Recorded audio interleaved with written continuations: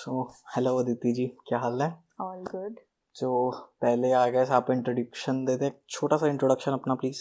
Okay. Hello everyone. My name is Dr. Aditi और आज मैं अभिनव के साथ उनके पॉडकास्ट पर हूँ and it feels good to be here.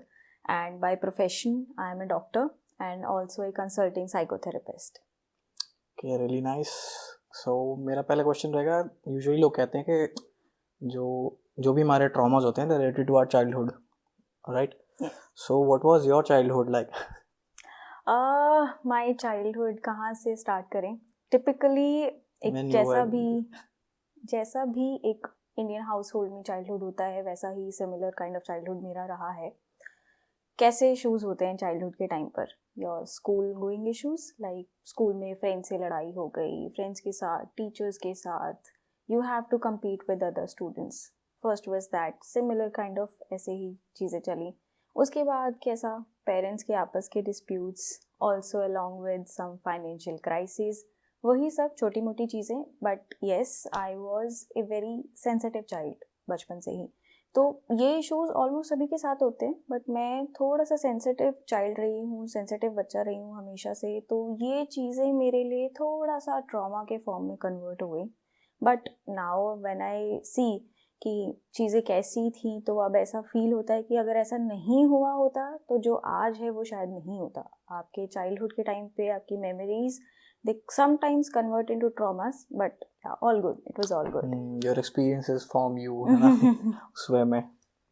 So okay, leaving personal details out and everything else. So she's the opposite of me. I was the most insensitive person in my childhood and अभी भी।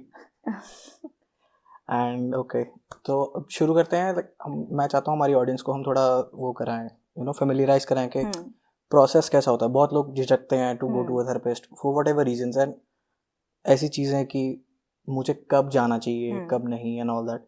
सो शुरुआत करते हैं कि misconceptions क्या होती हैं कि जो थेरेपी के अराउंड होती हैं दैट।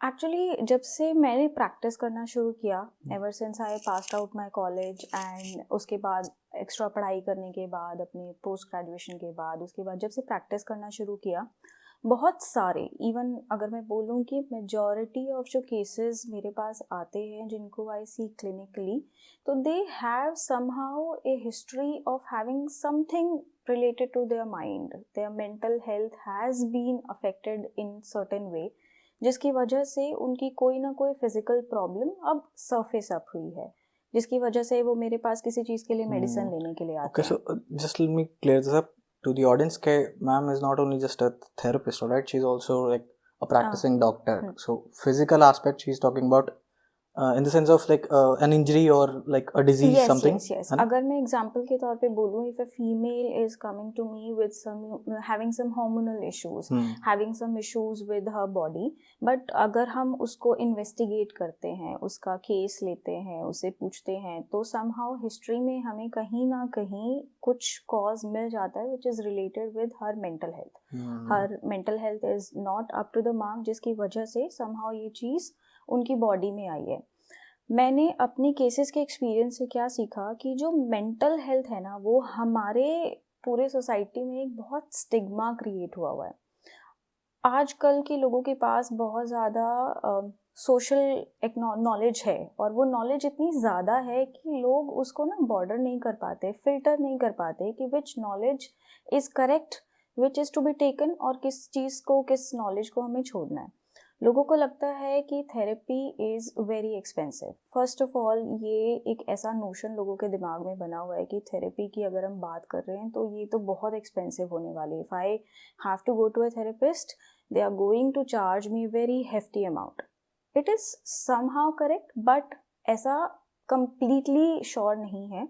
हमारे इंडिया में, हमारी कंट्री में बहुत सारे थेरेपिस्ट ऐसे हैं, बहुत सारे इंस्टीट्यूट्स ऐसे हैं जो आपको free counselling, free therapies provide करते हैं। Every government hospital does have A department which provides you free counselling, free therapies and free treatment for your diseases. अच्छा, really? So, like I didn't know. yes, yes, it is there. तो the hospital in which I work, तो वहाँ पर भी our department is there which provides free treatment, free every. It is true that कि कहीं ना कहीं free है तो उसके beyond sky is the limit therapist के लिए। बट ऐसा नहीं है कि आपके पास अवेलेबिलिटी नहीं है। तो जब भी हमें ऐसा लगता है कि आपके आसपास या फिर आपको खुद को या आपके आसपास के लोगों को किसी को भी थेरेपी की ज़रूरत है, तो definitely they should consult to a therapist. Secondly, people think कि थेरेपिस्ट जो होते हैं, these people they do not give you suggestion, they do not give you suggestion. आप उनके पास जा रहे हो, थेरेपिस्ट क्या ही करेंगे, they will just listen to you, they will just charge an amount to you and then आपका वापस कोई प्रॉब्लम का सॉल्यूशन तो नहीं होगा। like इमोशनल गार्बेज जहाँ पे वो डंप कर सकते हैं अपनी। Not exactly an emotional garbage, but yes, they think कि थेरेपिस्ट के पास जाएंगे तो कोई सॉल्यूशन नहीं मिलेगा, लेकिन हम उनके पास अगर जाएंगे तो सिर्फ हमारे पैसे खर्च होंगे और हमें अपनी प्रॉब्लम के लिए कोई सॉल्यूशन नहीं मिलेगा। ये बात सच है कि थेरेपिस्ट आपको आपकी प्रॉब्लम के लिए सॉल्यूशन नहीं प्रोवाइड करते, but therapy is important when you are feeling low, when you have any mental health related issue. It is important because they feel you empowered. They will leave you to a state where you can make decisions for yourself and you can make the solution of your problem by yourself. और उस चीज़ के लिए काफ़ी ज़रूरी है कि आपको किसी थेरेपिस्ट को कंसल्ट करना चाहिए। लोगों के दिमाग में नोशन है कि therapy is only for the persons those who are mentally ill, but no, on a severe level. No, it is not true. Any person who is feeling low, even in the case they are dealing through a grief, they can consult to a therapist. It will help them to rule out the cause of their disease and the solution of their problem. But yes, mental illness is yes one part, but उसके beyond भी आप therapist को consult कर सकते हो। Even आजकल आप देखते हो कि डिफरेंट एजुकेशनल इंस्टीट्यूट्स में थेरेपिस्ट जो होते हैं वो रखे जाते हैं, वो वहाँ पे इवन बच्चों को एजुकेशनल इंस्टीट्यूट्स में, कॉलेजेस में, स्कूल्स में थेरेपी प्रोवाइड करते हैं। तो वो उसके रीजन ये नहीं है। Like is it really happening in India? या it is actually happening in India. Even हमारे गवर्नमेंट के रूल्स के हिसाब से there are many doctors and psychotherapist, psychologist जो लोग स्कूल्स में, एजुकेशनल इंस्टीट्यूट्स में, इवन एमएनसीज में जाकर थेरेपीज प्रोवाइड करते हैं। नेसेसरीली ज़रूरी नहीं है कि वहाँ पर जितने लोग काम करते हैं एम्प्लॉयज़ हैं उनको कोई मेंटल इलनेस हो, but yes they all need somehow therapy because of the stressors they go through on their day to day life. Like I know in MNCs, like क्योंकि मैं I am working in one, so I know that there are people dedicated towards this. Yes, but in school like हमारे time पे तो now it has come up into limelight ना, अभी हो चुका है बिकॉज अब लोग थोड़े से अवेयर हो गए हैं इस चीज़ को लेकर के। मैं क्या, हमारे स्कूल के टाइम पे तो भरे रहते हो तो एक्चुअली हमारे टाइम पर therapy was considered as common sense only, कि ठीक है कॉमन सेंस की तो बात करेंगे तो इट कैन बी डन। हम भी तुम्हारे साथ जो बात कर रहे हैं वो कॉमन सेंस की ही बात है। Why do you need therapy for your problem? If you are dealing through anger, why do you need therapy? It's just common sense कि तुम्हें गुस्सा नहीं करना चाहिए। में किसी ने पानी फेंक दिया, why do you need therapy? Therapy, exactly, why do you need therapy? But therapy like is Freud beyond. said ना कि everything originates from like his psychosexual theory of evolution, exactly. from your anus. So toilet करते हुए पानी फेंक दिया, why do you need a therapy, man? Just be a man. Yeah, ये वाला concept, be a man, it's still there. Be a like, man. You cannot cry. Sorry, be a man. for women or like any other gender, that it's like grow up, है ना? इतना man तो like मैं अपने perspective से बता पा रहा हूँ, but okay, let's moving on. So आप आप क्या challenges face करते हो practicing towards it, other than जो आपने अभी misconception बताई, any challenges that you face towards के मतलब client आने के बाद के challenges? काफ़ी सारे हैं, बट अगर मैं उसमें से मेजर चैलेंज की बात करूँ तो कंसिस्टेंसी एक बहुत मेजर चैलेंज है। पेशेंट्स जो आते हैं या जो क्लाइंटेज जो हमारे पास आता है अपनी किसी प्रॉब्लम को लेके, दे कम टू यू, एक सेशन आप लेते हो, आप उनसे बातचीत करते हो, they feel better. In many major cases में जो है दे फील बेटर, बट उसके बाद उनका कंसिस्टेंसी ड्रॉप होने लगता है। आप एक चीज़ देखोगे कि कोई पेशेंट अगर मेरे पास आया, ये मेरा एक पर्सनल एक्सपीरियंस है, कोई पेशेंट मेरे पास आया, उसको after his or her first consultation अगर उसको सिम्टोमेटिकली बेटर फील होता है तो they start to drop medicine की। अब हमें क्या ज़रूरत है, we are already feeling better, अब बाकी अपने आप ठीक हो जाएगा। बट मुझे ऐसा लगता है there should be a consistency until unless आप किसी डॉक्टर की एडवाइस के बगैर अपना ट्रीटमेंट, अपना थेरेपी, अपने सेशंस को अपनी मर्जी से बंद ना करें. A therapist is knowing you better. वो आपकी टेलरिंग करते हैं अपने सेशंस के साथ, वो आपको टेलर्ड वे में आपका ट्रीटमेंट बंद करते हैं, तो हमें वो फॉलो करना चाहिए.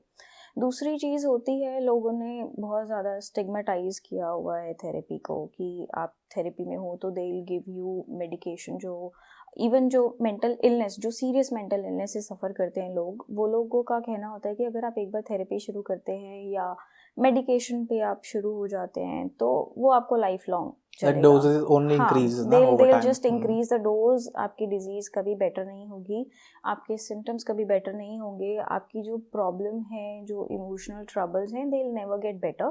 वो सिर्फ इंटेंसिटी लो हो जाएगी. It is because of the medicine, and then आपको मेडिकेशन फॉर लाइफ लॉन्ग खाने पड़ेंगे. लेकिन ये एक बहुत बड़ा मिसकंसेप्शन है, बहुत बड़ा चैलेंज है हर पेशेंट को ये चीज़ समझाना that everything is somehow related to have a good lifestyle. Along with the medication, the therapy sessions, you have to maintain a good balance between your lifestyle, your habits, and also your coping up skills. तो वो balance create ना करने की वजह से ये सारा blame जो आ जाता है ये therapy पे आता है. It has been a bigger challenge for me now, very much. Also the family therapy. Family therapy, जब आपको एक ग्रुप थेरेपी, ग्रुप सेशंस करने होते हैं तो वो group sessions are very difficult. They somehow, आपके पास हर इंडिविजुअल जो होता है, they have a different approach, they see you with a different perspective. Every person in that group will see you from his or her point of view. तो उसके साथ manage करना is very difficult. It has been a challenge throughout my practice. Actually family therapy, I never thought के वो चीज़ें अभी यहाँ तक पहुँच गई हैं. It would be like a dinner table conversation with your कि एक बहुत ही एंगर एंड रेज हो रहा है एक तरफ बिल्कुल ही बच्चा उदास हो गया, सैड हो गया, मैं जा रहा हूँ, दरवाजे पटक के बाहर निकले, थेरेपिस्ट बैठी सोच रही है what am I doing here, है ना.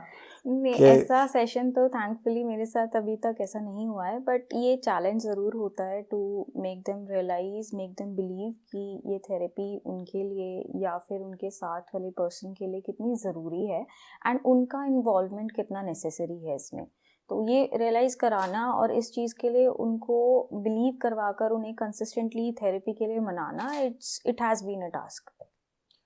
टेल मी मोर अबाउट के like why do people go for family therapy, like together in a group therapy? I understand ke like cancer patients wala group session, from that point of view I understand, but from family point of view sessions uska kya wo hota hai, procedure carry forward? For example कि अगर एक कोई छोटा बच्चा है, if that child is going through something which has happened at a school, हम एक example के तौर पे लेते हैं, एट स्कूल कुछ ना कुछ ऐसा हुआ जिसकी वजह से उस चाइल्ड का behaviour towards his parents, towards society and his day to day habits, they have been changed and this thing has been noticed by the mother. मैं I really believe in motherly instincts. तो mother changes the notice, वो mother जो है वो she notices the changes very first. मतलब अपने बच्चे के अंदर जो भी उसके, चाहे वो ईटिंग हैबिट्स में, स्लीपिंग पैटर्न्स में, उसके प्लेफुल टुवर्ड्स चिल्ड्रन, या फिर उसकी क्लिंजीनेस, या फिर वो irritability, everything she notices everything and I believe her. तो when she comes to me, तो उनका कहना होता है कि this and this has happened at her school और हिज स्कूल. उसके बाद से इसका बिहेवियरल पैटर्न थोड़ा चेंज्ड है and we are looking for a therapy. And even more there are some problems, जैसे कुछ बच्चे होते हैं, they are having some mental issues like ADHD का प्रॉब्लम होता है, या और कोई ऐसे प्रॉब्लम्स होते हैं. उनके साथ मदर्स जब आते हैं तो उन केस में हमें क्या करना है कि हमें उनके आसपास के जो फैमिली मेम्बर्स हैं ना, उनको इस चीज़ के बारे में बताना बहुत ज़रूरी है that your child is suffering and looking towards your child in a certain way or a certain manner will definitely going to affect his or her mental health. हम क्या करते हैं, पेरेंट्स होते हैं, पेरेंट्स के अगर 2 बच्चे हैं, one child is suffering and the other child is completely normal, so हम दोनों का जो पेरेंटल या पेरेंटिंग जो स्टाइल होता है that should be changed it should be changed towards the affected child and towards the normal child. And उसके लिए जब तक आप पेरेंट्स को, फैमिलीज़ को सेंसिटाइज नहीं करेंगे तब तक बात नहीं बनेगी. इम्प्रूवमेंट हमेशा ट्रांजिएंट और टेम्पररी रहेगी until unless families are not involved. Same यही केस अगर आप एडल्टहुड में या चाइल्डहुड में, इवन एल्डरली एजेस में, तो हमें कई बारी अपना जो स्किल होता है या अपना वे टूवर्ड्स जो बात करने का तरीका हुआ या फिर उनके साथ बिहेव करने का तरीका हुआ, उसको मोल्ड करना पड़ता है so that the person could get better. उनको आपका सब कुछ फैमिली के थ्रू स्टार्ट होता है. जब आप छोटे से बड़े होते हैं, चलना फिरना, इंटरनल घर अगर सेट है तो yes, बाहर से आपको इफेक्ट बहुत कम पड़ेगा. It provides you a very safe environment. आपकी फैमिली आपके लिए एक बहुत ही सपोर्टिव एनवायरनमेंट क्रिएट करती है जो आपको सोसाइटल प्रेशर से डील करने में बहुत हेल्प करता है. तो फैमिलीज का इन्वॉल्वमेंट तो डायरेक्टली और इनडायरेक्टली बहुत ज़्यादा होता है. तो फैमिली और group counsellings, even with the relationship counsellings या रिलेशनशिप प्रॉब्लम्स में या इंटरपर्सनल थेरेपीज में, it is very important to include families. right and plus मैंने ये भी देखा कि when like अगर उसका ट्रिगर ही उसकी closest one से हुआ, yes, and you will have to desensitize, yes, you know, yeah, कि you have to treat him like this, not you know कि victimization नहीं उसकी. yes coming, this is a very important part. Somehow काफ़ी patients के जो stressors होते हैं, triggers होते हैं, they come from the families only. And families में हम लोग कई बार realize नहीं कर पाते. The other person is definitely not at fault, but somehow they need to change the way they think about the person. They need to change the way of seeing, they need to change the lens sometimes कि this problem can be tackled if एक छोटा सा change of behavior हमने उस person के regarding कर लिया. मतलब issue चाहे बाहर से हो, but you tell at your home and you know if you receive a negative feedback you feel like मेरे को बताना ही नहीं चाहिए घर पे. Yes, it intensifies the problem of the person. Yes, and that ना बताना is more affecting than someone else saying के you know you are like this like that. But I अपने ही agree घर to में that. अभी ना what I think is that कि आपकी family ना should be the first place or they should be the first person जिनके पास जाकर के आप अपनी problems को safely disclose कर पाओ.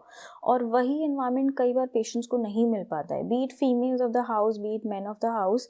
तो कई बार I have seen people कि वो लोग सब कुछ कर रहे हैं अपने घर के लिए, they are involving everything, they are involving themselves too much into the family, but अपनी जो एक सेल्फ केयर होती है, it is being affected. And उसके बाद फैमिलीज़ में because of lacking of this environment ना, कि एक सेफ स्पेस का एनवायरनमेंट नहीं है, वही जो आपने कोट किया कि डिनर टेबल सीन्स नहीं होते हैं, तो वो चीज़ें अफेक्ट करती हैं कहीं ना कहीं. और ये छोटे छोटे चेंजेस एक्चुअली एक पॉजिटिव चेंज क्रिएट करते हैं पर्सन की मेंटल हेल्थ में. तो वो काम एक थेरेपिस्ट का हो जाता है कि अगर आप कोई फैमिली काउंसलिंग या फैमिली सेशंस कर रहे हैं तो उसका एक पॉजिटिव चेंज और एक पॉजिटिव इम्पैक्ट उस फैमिली की ओवरऑल मेंटल हेल्थ पे पड़ना चाहिए. वो उनको ओवरऑल वेलबींग का एक सेंस देता है. Right and okay, one thing I'm really interested about is कि do you see any pattern of difference जो आप अपनी therapy में use कर सकते towards you know when you are attending a, let's just say, a male patient and a female patient? क्योंकि I've realized कि okay, like women need a lot of basically emotional support, yeah, and men need a little bit of emotional, but they also need action for it. क्योंकि for us अगर हम action नहीं कर रहे ना, that is like just बात कर ली ऊपर से and you have done nothing for it. And for females it's more about, I don't know, I think a lot of their issues resolve when they just have a good you know ear to listen. एक therapist को in general मुझे ऐसा लगता है he or she has to be a very good listener. Until unless ये skill आप develop नहीं करते, आप अपने पेशेंट के बहुत सारे सिम्टम्स, उनकी ऑब्जर्वेशंस, ये they tend to like go in vain, क्योंकि वो ऑब्जर्वेशन में नहीं आते और वो हमारे लिए बहुत इम्पोर्टेंट होते हैं. मेल और फीमेल पर्सन का, जेंडर का बहुत कोई खास रोल नहीं है थेरेपी में, बहुत मेजर कोई रोल नहीं है until unless वो कोई ऐसे पैटर्न ना शो करें. अगर हम बोलें तो हमारी जो थेरेपीज होती हैं they are basically more or less person based, individual based. Every individual has some uniqueness in them, तो वो यूनिकनेस हमारे लिए ज़्यादा इम्पॉर्टेंट होती है रिगार्ड ऑफ देयर जेंडर. तो जेंडर के हिसाब से बस ये थोड़ी सी चीज़ें जैसा आपने मेंशन करा कि वन इज़ कि हम ये पैटर्न देखते हैं कि males are generally those are on their solution oriented, they are action taking person, so when therapy comes to them तो वो लोग solution based कुछ ढूंढ रहे हैं. When it comes to females are more verbally expressive, तो वो अपने इमोशंस को जनरली बहुत इजीली एक्सप्रेस कर देती हैं. तो एज अ थेरेपिस्ट हमें बड़ा स्किलफुल होना पड़ता है in terms of communication when it comes to men and women. तो हमें उनके कम्युनिकेशन के पैटर्न्स को जस्ट थोड़ा सा मोल्ड करना पड़ता है. अदर देन दैट बहुत कोई मेजर रोल नहीं है. हम बात करें अगर थेरेपी में, therapy is individualistic, completely individualistic. Her individual को नए तरीके से बिना किसी जजमेंट के हमें अपनी अप्रोच उसमें डालनी पड़ती है. Okay. I actually meant it more in way के in a masculine way and in a feminine way के the difference comes in sometimes females are also more masculine, you know. Yeah. Like and I love that when a woman is more masculine, like more action based, है ना.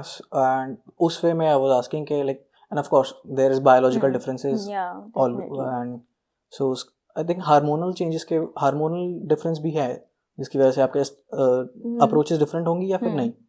Hormones do play a role somehow. किसी female की menstrual cycle कई बार even more उसकी hormones की वजह से उसकी बॉडी में कोई अगर डिजीज डेवलप हुआ है वो चीज़ें अफेक्ट करती हैं उनके मेंटल स्टेटस को. Those hormones definitely make the situation emotionally very complicated for a women in comparison to a men. तो डेफिनेटली वो तो बायोलॉजिकली ही बहुत डिफरेंट बहुत डिफरेंट है. बहुत डेफिनेटली बायोलॉजिकली उनका बॉडी का मेकअप थोड़ा डिफरेंट है. मेन का जो बायोलॉजिकल मेकअप है वो कम्प्लीटली डिफरेंट है. तो हम उन दोनों के बीच में कोई कंपैरिजन कर ही नहीं सकते हैं.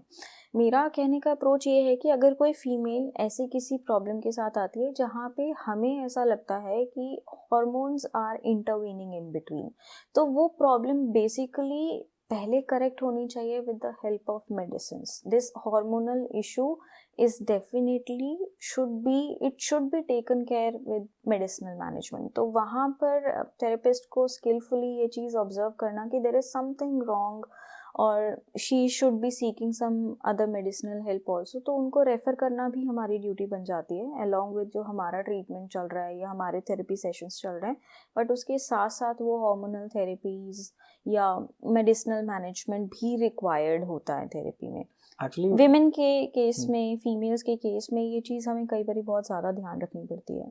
राइट. एंड एक्चुअली मैं कंपैरिजन के पॉइंट ऑफ व्यू से नहीं पूछा था, मैं इसी पॉइंट ऑफ व्यू से पूछा था क्योंकि अभी क्या चल रहा है for the current generations we are facing a lot of drop in testosterone in men and like वही menstrual issue like PCOD women में बहुत ज़्यादा common है आजकल for we don't know what reason. It could be our food, it could be anything like the air, ठीक है, which might be affecting it, production of hormones whatever. And coming to that, आप difference in pattern देखते हो जो Gen Z में and you know the elder generation that comes to you. Actually Gen Z वाला जो generation है या अगर हम आज के जनरेशन की बात करें, ये जनरेशन में जो इनके स्ट्रेसर्स हैं ना, दे आर वेरी यूनिक. और स्ट्रेसर्स तो यूनिक हैं, इनके जो कोपिंग मैकेनिज्म्स हैं वो भी बहुत ज़्यादा यूनिक हैं. हम लोगों को चैलेंजेस फेस करने पड़ते थे. जो मिलेनियल या जो एल्डरली थोड़ी सी जनरेशन है, वो जनरेशन इतनी ज़्यादा एक्सपोज्ड नहीं रही है सोशल मीडिया की तरफ, बहुत ज़्यादा डिजिटलाइज नहीं रही है. तो उनके प्रॉब्लम्स एंटायरली डिफरेंट हैं इस जनरेशन से. इस जनरेशन को बहुत ज़्यादा जो साइबर रिलेटेड इश्यूज़ हैं ना, वो बहुत फेस करने पड़ते हैं. They have to face a lot and lot of comparison. चाहे वो कंपैरिजन उनके करियर के लिए हो, चाहे वो कंपैरिजन कैसे वो दिख रहे हैं उस चीज़ को लिए हो. अगर हम सोशल मीडिया पे देखें तो there are so many influencers out there and there is a generation जो सिर्फ उन इन्फ्लुएंसर्स को देख रही है, उन्हें ऑब्जर्व कर रही है और उनकी ऑब्जर्वेशन के हिसाब से ऐसा लगता है कि उस इन्फ्लुएंसर की जो लाइफ है वो बहुत अच्छी है. That person is doing so and so incredible in his or her life. तो वो उनको क्या करता है, एक फीलिंग देता है इनएडिक्वेसी की फीलिंग. वो इनएडिक्वेसी की फीलिंग हमारे टाइम पे या जो एल्डरली पीपल होते थे उनके टाइम पे होती ही नहीं थी. सेल्फ एस्टीम इतना ज़्यादा इन लोगों का हैम्पर करता है, it's because of social media, definitely because चाहते ना चाहते हुए भी वी हैव टू, ये चीज़ है, you have to we are looking face at definitely. Even अगर हम लोग भी बात करें तो हम अपने सोशल मीडिया पे हर रोज़ देख रहे हैं कि so and so person is doing so well, so and so doctor is doing so well, मैं तो कुछ भी नहीं कर रही हूँ, so and so my classmates. अब क्योंकि अब हमारे पास टेक्नोलॉजी आ गई, हम अपना फ़ोन खोल रहे हैं, हमें पता है कि हमारा सो एंड सो फ्रेंड जिससे हम 10 साल पहले मिले होंगे, जिसको हमने शायद कॉलेज के बाद भी नहीं देखा होगा या स्कूल के बाद नहीं देखा होगा, बट हमें पता है कि वो क्या कर रहा है, हमें पता है कि वो अपनी लाइफ में कितना खुश है, क्योंकि उसके फोटोज़, उसके वीडियोज़, वो सब कुछ हमारे हाथ में इन हैंड है। और वो चीज़ें कहीं ना कहीं हमारी मेंटल हेल्थ को अफेक्ट करती हैं, क्योंकि वो हिट करती हैं, हमारी सेल्फ एस्टीम को हिट करती हैं, हमारे कॉन्फिडेंस को हिट करती हैं। बट हमें ये समझने की ज़रूरत है कि ये जो सारी चीज़ें सोशल मीडिया पे हम हर रोज़ देख रहे हैं, उनके पीछे की रियलिटी एंटायरली डिफरेंट है। उस स्ट्रेसर को समझकर उसे मैनेज करने की बहुत ज़्यादा ज़रूरत है। Everyone around here, specially Gen Z generation में, they are so much affected by even global issues. अगर हम बात करें तो ग्लोबली जो कुछ चल रहा है वो सब कुछ देख रहे हैं। ग्लोबली कोई न्यूज़ चलती है, कोई बड़ी ऐसी न्यूज़ होती है जो टीवी पर आती है, फ़ोन्स पर आती है, आपके स्क्रीन्स पर आती है, वो सब चीज़ उनके मेंटल हेल्थ को अफेक्ट करती है, क्योंकि उससे वो सोच रहे हैं कि कल को हमारा फ्यूचर क्या होगा। उन लोगों के ऊपर चाहते ना चाहते एक ऐसा प्रेशर क्रिएट हो गया है which is very difficult to cope up sort of like you can't solve that problem right now. I understand, like एक नॉलेज होनी बहुत अच्छी बात है किसी इशू की, बट तुम अभी अपने मोहल्ले की प्रॉब्लम भी सॉल्व नहीं कर सकते हो, you are not that capable. And चाहते ना चाहते हुए we are stressed out about global issues, planetary issues, जिसमें I get it, we can contribute a little bit, but उससे ज़्यादा वी आर स्ट्रेस्ड आउट के अभी जो जैसे आपको पता है कंट्रीज में वॉर चल रही हैं, so India has to comment on that, so that is like very weird for me. मैं नहीं करता क्योंकि I stay informed about the issues, I stay informed about आपके क्या चल रहा है पॉलिटिकली, क्योंकि I am interested, but I don't let it affect my current working ना। But somehow don't you feel कि ये सारी information हमारे brain में कहीं ना कहीं store होती है, and it gives us very unnecessary anxiety, and कल का हमें नहीं पता है कि क्या हो रहा है या क्या नहीं, but these crises जो globally चल रहे हैं, वो crisis आपको कहीं ना कहीं feeling देते हैं कि हमारा future is in danger, our future is in danger, तो वो चीज़ बहुत affect करती है, ये feeling, ये problems बहुत ज़्यादा affect करती हैं। तो आई डोंट थिंक सो कि ये सारी चीज़ें समहाउ कॉज बननी चाहिए, स्ट्रेसर बननी चाहिए इन प्रॉब्लम्स का, but definitely these are there. Longer screen times are a big cause, they are big problem nowadays.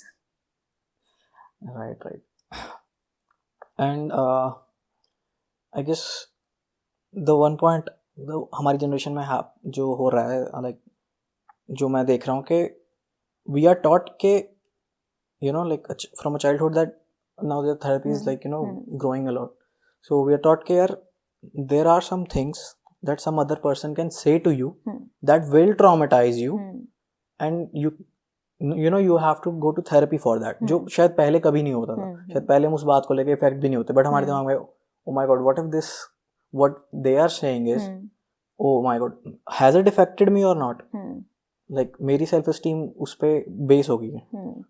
Like do you get what I'm trying to say कि पहले नहीं पता था हमें कि we can be hurt by this thing also, new triggers like हमारी generation और खुद ही बना रही है, and then they're stressing about how to deal with it, so is that happening, और like ये सिर्फ मेरे को ऐसा लग रहा है like फॉर मी, जैसे आपने मुझे सबसे पहले क्वेश्चन पूछा था कि आपके childhood traumas and everything, for me मैंने जो एक चीज़ उन एक्सपीरियंसेस से सीखी, एक बहुत नॉर्मल टाइम पीरियड निकालने के बाद, कि जो एक बॉर्डर होता है ना, जो एक बाउंड्रीज होती हैं किसी भी चीज़ की, वो बाउंड्रीज बनाना बहुत ज़रूरी होता है। समहाउ कुछ एडवांटेजेस होती हैं, कुछ डिसएडवांटेजेस होती हैं किसी भी चीज़ की। हमारा ये जो एरा है, ये बहुत ज़्यादा डिजिटलाइज होने की वजह से अगर हम ये बोलें कि हमें बहुत ज़्यादा एडवांटेज हुआ है कि लोग बहुत ज़्यादा इन्फॉर्म्ड हो गए हैं कि उनके आसपास mental health support groups, mental health के कौन से डॉक्टर्स, कौन से एडवोकेट्स, कहाँ हेल्प सीख करनी है, किस चीज़ की वजह से, कोई भी ऐसी चीज़ जो हमें प्रॉब्लम कर सकती है, उन्हें पता लग गया इस बारे में, इंफॉर्मेशन रिसीव हो गई है. But this information is too much information. ये too much information, this has also worked in a very bad way for अस.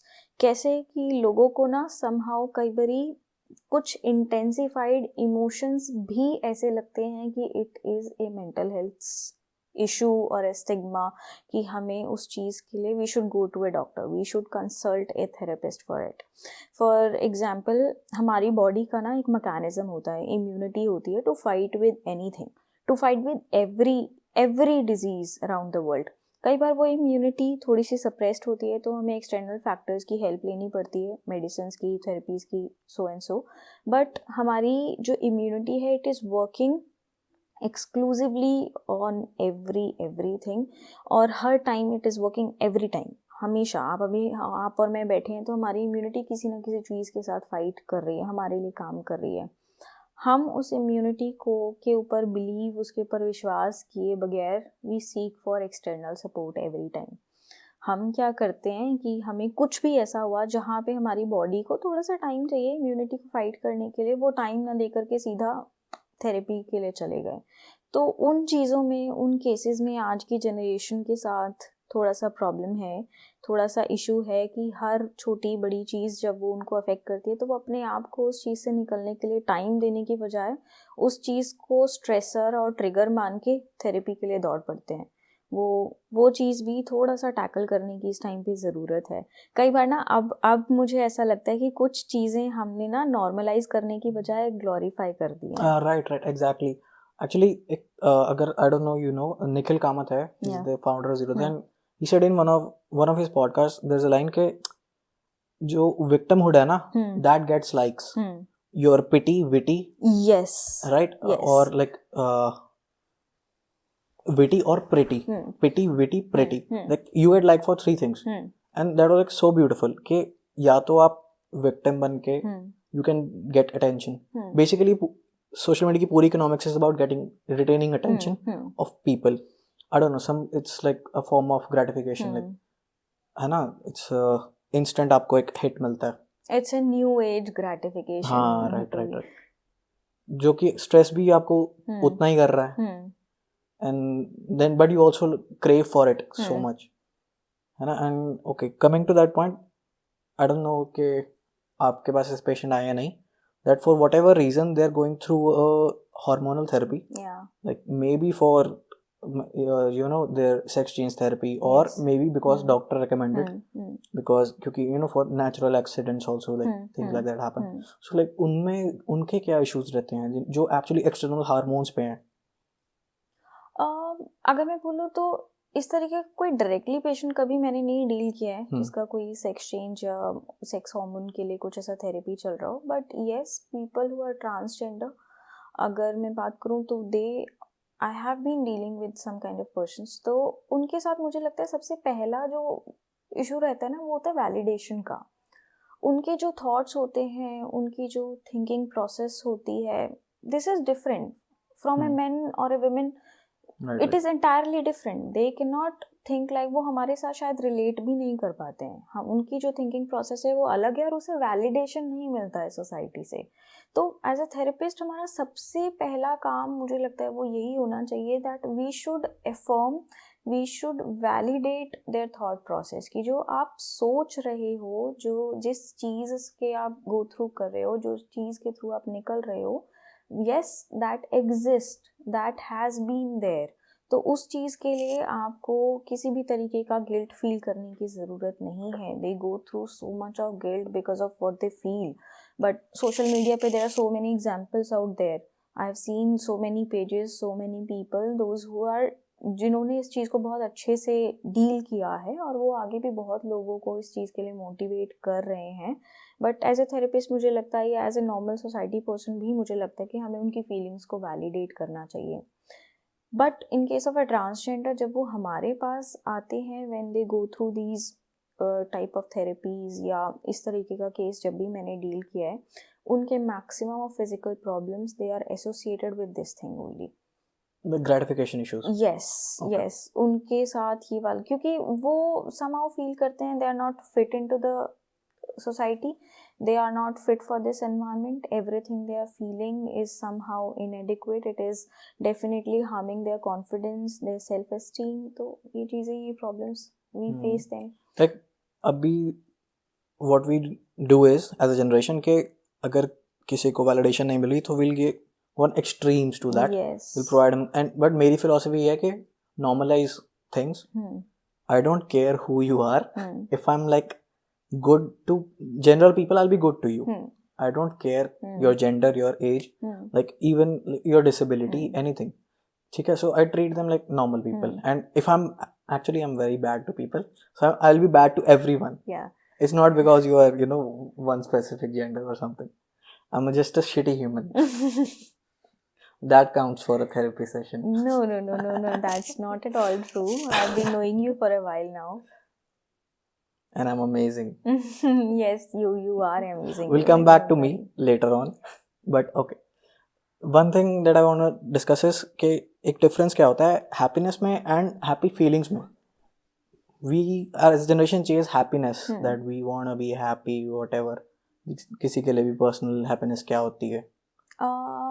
चलो एक सोशल मीडिया पोस्ट से शुरू करते हैं. एक छोटा सा एग्जांपल देती हूँ कि whenever I have posted a photograph, कोई भी फ़ोटो, वीडियो या कुछ भी पोस्ट ऐसा मैंने इंस्टाग्राम पे, फेसबुक पे या किसी भी सोशल मीडिया प्लेटफॉर्म पे पोस्ट किया and that has got so many likes, उसको मतलब मेरे जितने फॉलोअर्स थे, I got 1000s 10,000s like, वो जो एक ट्रांजिएंट फीलिंग आता है ना उस टाइम पे, that is just the happy feeling, that's just that, वो जो क्लाइमैक्स होता है वो छोटा सा एक हैप्पी फीलिंग होता है. हैप्पी फीलिंग किसी भी सिचुएशन में आती है, एक ट्रांजिएंट, एक टेम्पररी सिचुएशन है, उसकी वजह से जब आप एक फील करते हो कि आपको कोई Joy, sense of contentment, sense of achievement feel हुआ है, वो चीज़ आपको एक हैप्पी फीलिंग देता है. लेकिन it is entirely different from the concept of happiness. Happiness क्या हम बोलें, अगर हम थोड़ा स्पिरिचुअल चले जाते हैं, थोड़ा स्पिरिचुअली बोलें, तो happiness is something which is a sense of well-being. When you are, जब आप सुबह उठ रहे हैं, सुबह उठने के बाद जब आप रात को बिस्तर पर जा रहे हैं सोने के लिए, and you have felt throughout the day कि मुझे तो बहुत अच्छी feelings महसूस हुई. Like it's not dependent on situation. It's not dependent on situation.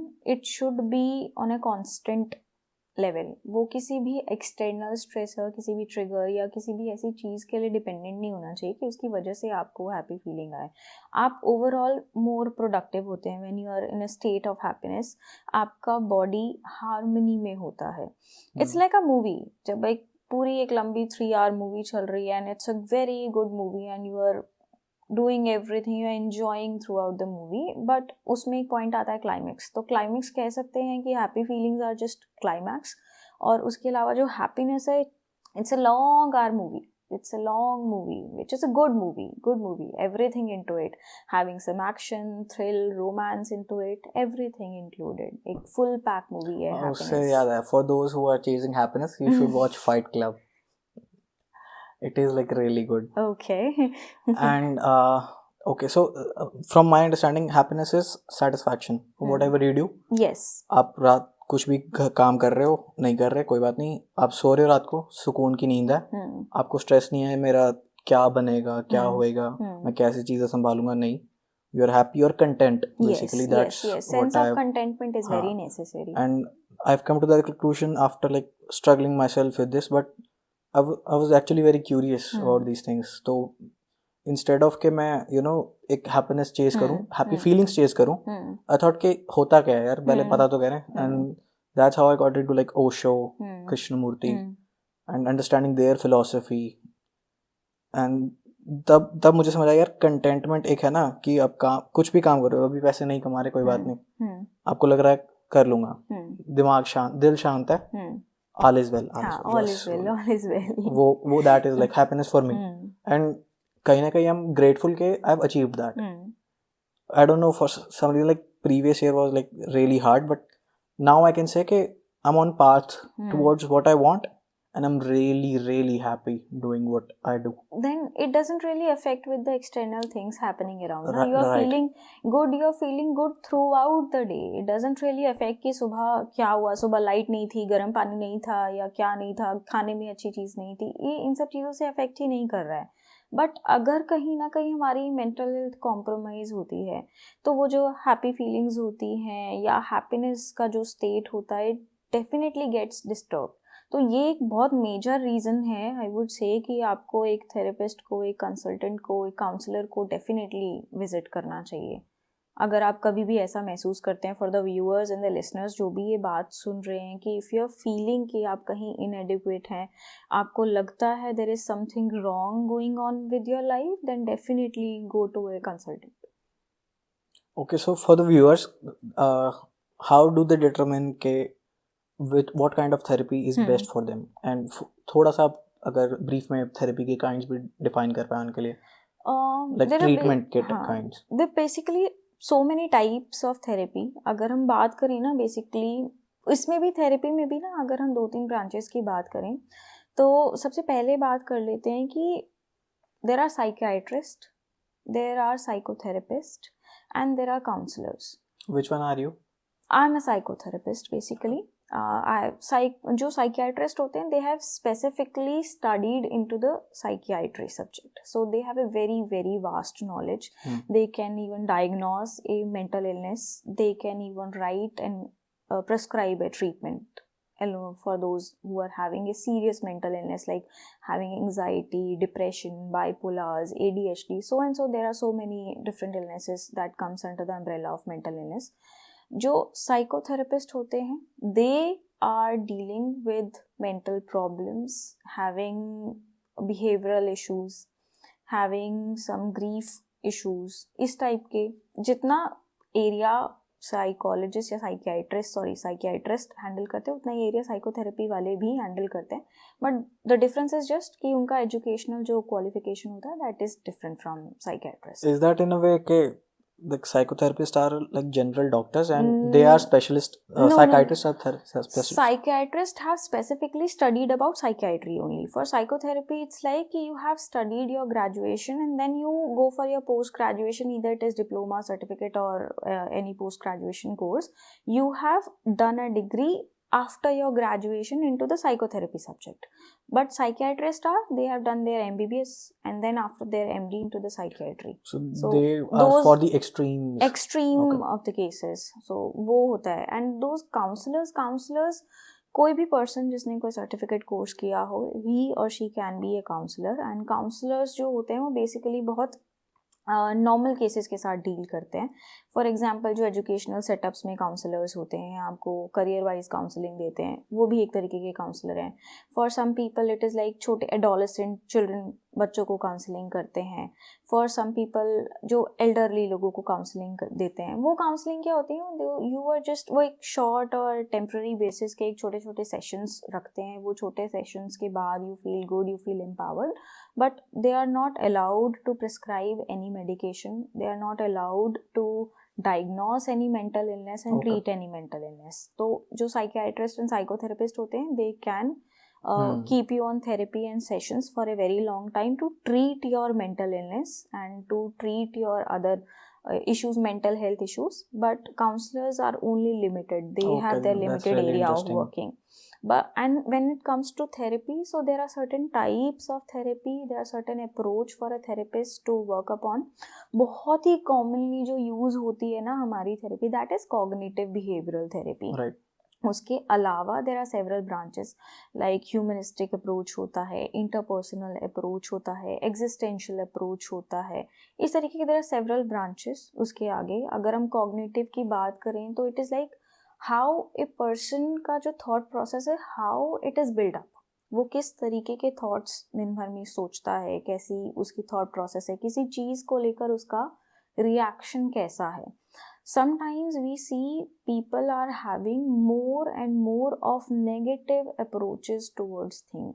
और उनका फर्स्ट इंस्टेंस ही बहुत नेगेटिविटी के साथ आता है। तो एक थेरेपिस्ट का काम हो जाता है using these different kind of therapies के साथ उनकी इस अप्रोच को पॉजिटिव थिंकिंग, पॉजिटिव इम्पैक्ट के थ्रू चेंज करना। और कभी भी ऐसा नहीं होता कि अगर मुझे चूज़ करना है कि आपके लिए कौन सा बेस्ट थेरेपी है तो इट इज़ लाइक कि मुझे एक ही पैटर्न को स्विच रखना है। जैसे जैसे सिम्टोमेटिकली जैसे जैसे आपका केस मूव फॉरवर्ड करेगा, मेरे तरीके, मेरे अप्रोच चेंज होते रहेंगे आपके साथ डील करने के। बट इन सभी थेरेपीज़ में, टाइप ऑफ थेरेपीज़ में एक चीज़ जो बहुत बहुत कॉमन होती है, that is your past experiences. हम somehow as Your therapists, experience with therapy? mm, Yeah, life experience. Life experience no, I would say कि अगर कोई पर्सन मेरे पास आया है for to visit a therapy, तो सबसे पहली चीज़ है कि उसके जो पास्ट एक्सपीरियंसेस हैं समहाउ, चाहे उसकी कोई एक्यूट प्रॉब्लम हो जो बहुत रिसेंट टाइम में इनिशिएट हुई है, कोई भी प्रॉब्लम बहुत रिसेंटली उसने फील की है, या फिर कोई क्रॉनिक ट्रबल हो जो वो बहुत लंबे टाइम से फील कर रहा हो, कहीं ना कहीं उसका जो रूट कॉज होता है ना, it is there, it is existing in their past experiences. It could be any unresolve, कोई ट्रॉमा हो सकता है, कोई अनरिजॉल्व कॉन्फ्लिक्ट हो सकता है, कुछ पेरेंटल इश्यूज हो सकते हैं, and even with the genetics also, कि somehow there is something which has happened times before with their parents when he or she was in the womb of her mother, something happened at that time, तो that has उसने repurpose करके कुछ effects अभी show किए हैं। तो that is psychodynamics, बहुत ज़्यादा एक vast area में। वो चीज़, हमारा जो पास्ट एक्सपीरियंस होता है, हमारा जो पास्ट हिस्ट्री होता है, दैट क्रिएट्स दैट, वो फंडामेंटली एक हमारे लिए पैसेज बनाता है कि हमारी थेरेपी किस एरिया को अप्रोच करेगी, क्योंकि उससे हमें फ़ायदा होता है कि हमारा कॉज, रूट कॉज जो भी है प्रॉब्लम का, उसको हमें डील करने में हेल्प मिलती है। और उसी के हिसाब से डिटरमाइन होता है कि आपके थेरेपी के सेशंस कितने लंबे चल सकते हैं, या आपको साथ में कोई और सपोर्टिव या ऑल्टरनेटिव थेरेपीज की भी ज़रूरत पड़ सकती है। दैट हैज़ बीन उससे ही So डिटरमाइन होगा। does these things happen like you first approach a counselor and if he sees that the issue you are having is beyond his scope, they recommend you to a psychotherapist or a psychiatrist. Like, is that how it happens, and is that how someone should approach? नहीं, ऐसा कोई pattern, specific pattern नहीं होता है कि आपको किसी counsellor को ही अप्रोच करना है एंड देन काउंसलर या लाइफ कोच की उसके बाद they will refer you to a psychotherapist और अ साइकियाट्रिस्ट। ऐसा ज़रूरी नहीं है। You can directly go to a psychiatrist, you can directly go to a psychotherapist, but ऐसा ज़रूरी है कि कई बार कुछ चीज़ें एक्सीडेंटली डायग्नोस होती हैं। कोई नॉर्मल पर्सन है, उसके समहाउ कोई फैमिली में कोई इंसिडेंस हुआ है, कोई ट्रॉमा हुआ है, and there is some grief associated with it, but a counsellor sees कि जो ये मोमेंटरली मेरे साथ सिम्टम्स लेकर आया है जो पर्सन, वो symptoms they reflect there is a backward history associated with it, and it needs, it requires some assistance like these also, symptoms ना? are a reaction जो हाँ, it is a reaction of जो some past उसकी trauma. एक It requires trend है yes, उसकी yes, life में, it require, and वो उनके scope के beyond है, then definitely they should refer the patient. And okay, now what are the risks that are associated with therapy? Like, harm क्या हो सकता है अगर कोई थेरेपी ले रहा है?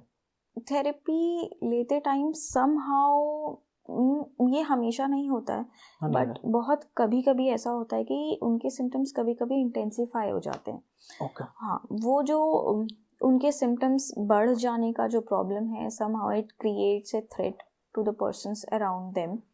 तो ये एक बहुत बड़ा रीज़न है कि कभी कभी therapies they tend to take a different direction, और कभी कभी उनकी कंसिस्टेंसी ड्रॉप होने की वजह से, फर्स्ट आई सेड कि ये चैलेंज है बहुत बड़ा कि उनको कंसिस्टेंटली आपको अपने पास बुलाना और स्टिक रखना एज ए पर्सन, तो बहुत बड़ा एक मेजर चैलेंज क्रिएट हो जाता है। वही चैलेंज थेरेपी के साथ जो है ना इशू करता है, एक रिस्क क्रिएट करता है, क्योंकि आपने थेरेपी सेशंस बीच में ड्रॉप कर दिए, उस ड्रॉप करने की वजह से you always have to start with a square one, तो वो एक मेजर रिस्क फैक्टर हो जाता है। एंड ऑल्सो समहाउ कई बार ऐसा होता है कि थेरेपिस्ट और the person who has been taking a therapy, it creates an environment which is not safe to the therapist also. It somehow creates a therapist के लिए एक ऐसा एनवायरनमेंट कि वो खुद ब खुद इमोशनली एग्जॉस्ट हो जाते हैं because of the problem the person is having, the patient is having, उसकी वजह से therapist do experience sometime burnout experience करते हैं उनके like खुद के I've heard this इमोशंस कि में। therapists are the most depressed people, क्योंकि like कहीं ना कहीं अगर आप जितने भी empathetic हो ना हो, you do you know get that, and अब जिसके surround करते हो, when if you're like 8 hours of your job, you're surrounded by people who are suffering through major things, like it will affect you. Yes. ये हो जाता है कई बार, and ये पर्सनली मैंने भी बहुत बार एक्सपीरियंस किया है। कुछ ऐसे इंटेंसिफाइड केसेस आते हैं जहाँ पर उनकी खुद की वो कंपैशन जो होता है ना, कि आप पेशेंट की प्रॉब्लम्स को फील कर पा रहे हैं, वो compassion it comes somehow creates U A compassion fatigue. Therapist के लिए खुद के लिए कंपैशन फटीग क्रिएट हो जाता है because of the problem the patient is suffering from. तो उस चीज़ का हमें स्पेशली टेक केयर करना होता है। समहाउ वी ऑल्सो, हम लोग भी as human beings, as person, जब हम ये सारी चीज़ें डील करते हैं तो कभी कभार हमारा भी डीलिंग करने का तरीका थोड़ा चेंज होता है। हम लोग कई बार प्रेजुडिस हो जाते हैं because of our interpersonal relation with the person, तो उसकी वजह से थेरेपीज कई बार इफेक्ट कर जाती हैं। So like what do you do? How do you handle things like that? Do you take a break or? Breaks are very essential for that. You should take a break time to time. वो self care जो होता है that is very important, ताकि आप वो fatigue, वो burnout से बच सको। So like which therapist do you go to? we do go to therapist, yeah, but not really exactly. Somehow कभी कभार हमें जिनके साथ बात करना अच्छा लगता है, कोई ऐसी एक्टिविटी करना जो हमें पसंद है, जिसकी वजह से एक परमानेंटली एक जो ब्रेक होता है ना आपके काम के साथ, आपको एक बीच में टाइम मिल जाता है, वो टाइम आपको डिस्ट्रैक्शन का काम करता है फ्रॉम योर करंट सिचुएशन, तो वो ब्रेक्स काम करते हैं इस चीज में। My goal is कि I approach a therapist, I ask him उनके therapist कौन है, I climb the ladder and I reach the top. Then who do you go to? God? That is a separate issue like I have with God. Anyhow, so you said कि एक therapist का relation भी बहुत affect करता है ना उसके client के साथ. Yes. And like what do you mean by relation? Like a friend? If you are, you know, no, not exactly like a friend, but yeah, जब आप किसी के पास थेरेपी लेने के लिए जा रहे हो, वो प्रोफेशनली एक्रेडिटेड है उस पर्सन को थेरेपी देने के लिए, you build a rapport with that person. वो रेपो और वो ट्रस्ट बहुत नेसेसरी है टू इवन स्टार्ट विद कुछ भी कम्युनिकेशन स्टार्ट करने या थेरेपी का सेशन स्टार्ट करने के लिए बहुत ज़्यादा ज़रूरी है कि आपका एक ट्रस्ट वर्दी रिलेशनशिप, ये एक रेपो सेट हो जाए थेरेपिस्ट के साथ। And on the other hand the therapist, उसकी एक ड्यूटी बन जाती है अगर उसके पास कोई भी सेशन लेने के लिए आता है, to provide a safe communication environment. वो एनवायरनमेंट प्रोवाइड करना, ऐसा नहीं कि अगर आपके पास कोई भी पेशेंट आ रहा है, you are just projecting your thoughts into them, into उनके अपने खुद के माइंड में आप अपने कोई वैल्यूज़, कोई थॉट्स प्रोसेस कर रहे हो, आप खुद जजमेंटल हो रहे हो, ये चीज़ काम नहीं करेगी। ये चीज़ कभी भी आज तक किसी थेरेपी सेशन में काम नहीं करती है। थेरेपिस्ट के लिए प्राइमरी गोल यही है कि आपको अनप्रेजुडिस रहना है, कम्युनिकेशन के लिए सेफ एनवायरनमेंट प्रोवाइड करना है। तो वो रिलेशनशिप, वो ट्रस्ट, वो बहुत इंपॉर्टेंट है। एंड इमोशनली वो पर्सन आपके सामने खुल सके, तो आपके कम्युनिकेशन स्किल्स अच्छे होने चाहिए। तो अगर थेरेपिस्ट के खुद के कम्युनिकेशन स्किल्स अगर बेटर नहीं होंगे, उनका खुद का जो एम्पैथी है टुवर्ड्स द पेशेंट अगर वो डेवलप नहीं होगा, तो आपके पास जो रिव्यू के लिए पेशेंट्स आएंगे, फॉलोअप के लिए पेशेंट आएंगे, उनका काउंट हमेशा कम हो जाएगा। तो इस चीज़ के लिए तो ध्यान देना है। Like you can't say I'm shy. आप पहले बात की शुरू कीजिए। No, you cannot. Okay, and you said up कि एक safe space create करनी जरूरी है, and that is like directly linked to the point कि अगर आपकी कंसिस्टेंसी नहीं होगी थेरेपी में, तो थेरेपिस्ट भी आपके साथ सेफ स्पेस कैसे क्रिएट कर पाएगा? How can he like you know make you feel safe अगर आपने टाइम ही नहीं स्पेंड किया उनके साथ? yes. It's very important to create that environment, और उसके लिए consistency, yes, it is very very important. It's a very crucial part of therapy. आप जितना कंसिस्टेंट रहेंगे, थेरेपी के जो इफ़ेक्ट हैं, उनके जो आउटकम्स हैं, या आपका जो गोल रीचिंग के लिए जो टारगेट है, वो सभी चीज़ें तभी इफ़ेक्ट कर पाएंगी। इवन जब हम रिलेशन की बात करते हैं ना, तो थेरेपिस्ट, हम बात करें अगर थेरेपिस्ट का एग्जैक्टली काम क्या है उस थेरेपी सेशन में, फर्स्ट ऑफ ऑल कि थेरेपी में कोई थेरेपिस्ट है वो आपको एक अच्छा एनवायरनमेंट प्रोवाइड कर रहा है कि आप अपनी बातों को खुल करके उनके सामने बिना किसी जजमेंट के डर के एक्सप्रेस कर सकते हो।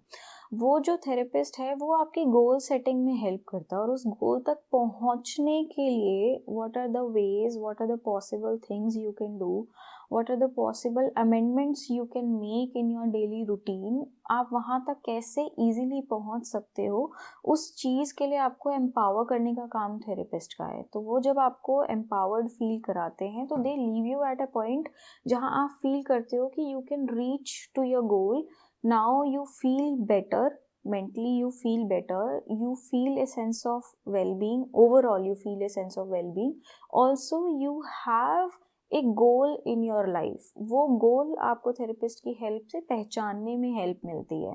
वो आपको गोल बनाकर नहीं दे रहे हैं, बट डेफिनेटली आपकी लाइफ का पर्पस, आपकी लाइफ का गोल जब वो आपको मिलता है तो it becomes easier to spend your days around. Okay, काफ़ी सीरियस टॉक हो गई, बट थोड़ा इट्स स्टिल सीरियस, बट एक from legal point of view, क्योंकि हमारा चैनल मोस्टली डील करेगा with finance and legality of these things. So what is the legal liability of a therapist if someone like confesses to them like a crime, blackmailing, like ऐसा stuff confess कर रहा है, like do the therapist have to be like client confidentiality maintain करनी है, or like do you have to report it to police, like this person killed someone, there's a dead body in his backyard? yes, that's really a good point here. Actually legally हम लोग liable हैं कि 2-3 cases होते हैं कि जहाँ पे patient की कॉन्फिडेंशियलिटी को हमें मेंटेन करना है, लेकिन वी सी कि this person poses a threat to someone, कोई भी विक्टिमाइज इसकी वजह से हो सकता है। वहाँ पर हमारी ड्यूटी बन जाती है, it is our ethical duty and we can not, हम उससे स्किप नहीं कर सकते हैं। हम उस एथिकल ड्यूटी के चलते we have to inform the legal authorities that this person is possibly a threat to someone's life, it is possibly threat to his family, so it should be taken care of. Even in cases ना where we see कि there are कुछ cases जो practically आते हैं कि if we see a child who is going through a child abuse and we see कि वो child abuse person जो बच्चा है वो सामने से खुद नहीं एक्सप्रेस कर सकता, सामने से नहीं जा सकता, या सराउंडिंग्स ऐसे हैं, या विमेन के केस में हम लोग बहुत देखते हैं कि डोमेस्टिक अब्यूज़ के केसेस हैं और वो हमारे पास थेरेपी के लिए आती हैं, बट डायरेक्टली और इनडायरेक्टली वो खुद नहीं अगर जाते हैं लीगल अथॉरिटीज़ के पास और हमारे साथ ऐसी कोई इन्फॉर्मेशन अगर शेयर करते हैं तो डेफिनेटली ये हमारी ड्यूटी बनती है कि हमें उस मामले में उनकी हेल्प करनी चाहिए। बट ये वाला लीगल में नहीं आता है। लीगल में होता है कि अगर हमें लगता है कि कोई वायलेंट थ्रेट है तो हमें उसे इन्फॉर्म करना है। इवन ऑल्सो अगर हमें कोर्ट समन करता है या कोई फोरेंसिक डिपार्टमेंट समन करता है, someone needs to be in a psychiatric ward and they are roaming free, they might be a threat to society in general, right? yes. तो उन केसेस में तो होता ही है कि हाँ हमें लीगली हम लोग लाइबल हैं कि हम लोग को बताना ही है। फोरेंसिक केसेस में भी हाँ, फोरेंसिक के टाइम पे जब लोग हमें समन करते हैं तो हम लोग जाते हैं, इंफॉर्मेशन सबमिट करते हैं। And okay, what are some like basic practical tips for someone जिसे लगता है that it's not कि मेरे issues major हैं, I'm just feeling low for some time, I can deal with them. उस केस में like what are some practical tips that you would like to say?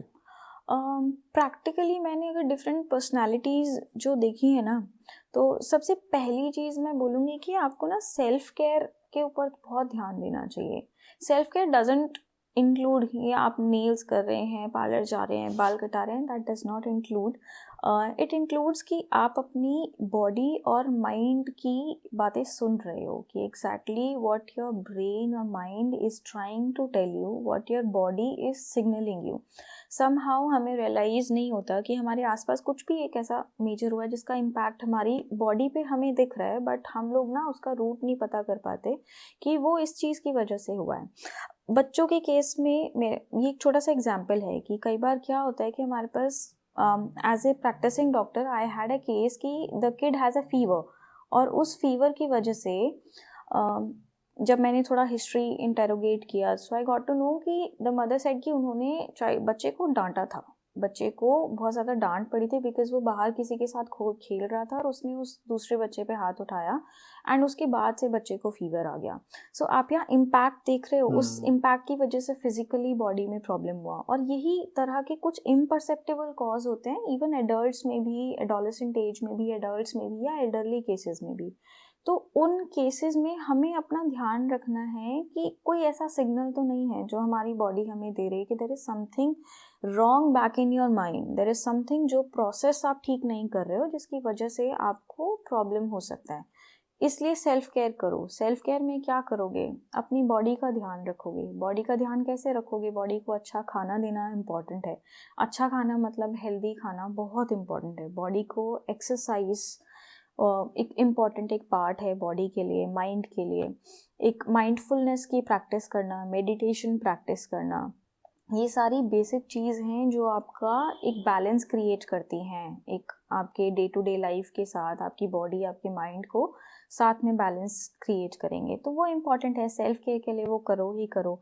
उसके अलावा सोशलाइज होना बहुत important है. समहाउ हम लोग ये कह रहे हैं कि हम एक ऐसी जनरेशन में हैं जहाँ पे आप सब चीज़ के साथ एक्सपोज्ड हैं, but still our generation is lonely. Yeah, we This are the like generation loneliest is generation lonely. ever. Yes, this generation is lonely. When you have to call somebody किसी के साथ सुख दुख की बात करने के लिए, तो you don't have people around you. So you need to socialize. वो socialization may include sitting with your family members, making it a cocktail hour, definitely.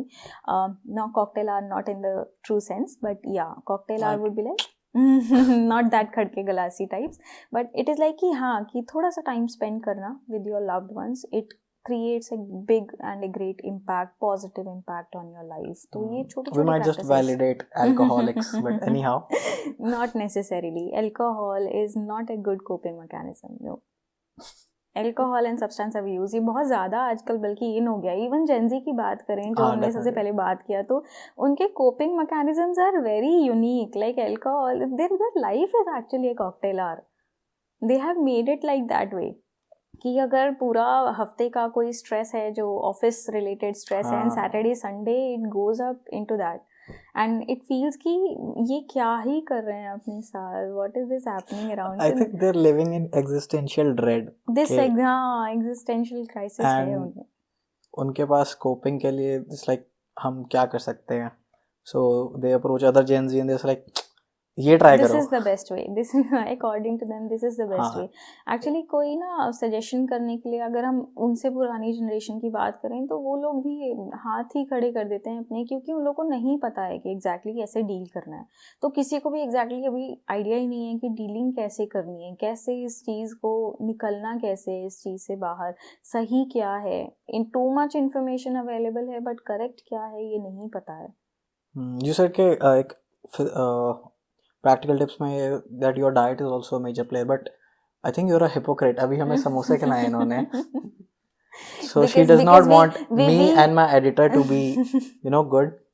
That's future client creation. Okay? That is because we are in a sense of happiness. Now we are not going through happy feelings. We both are happy and our editor is also very happy. So इतने बीच में थोड़ा सा cheat meal चलता है. Okay. Got it. So okay, so what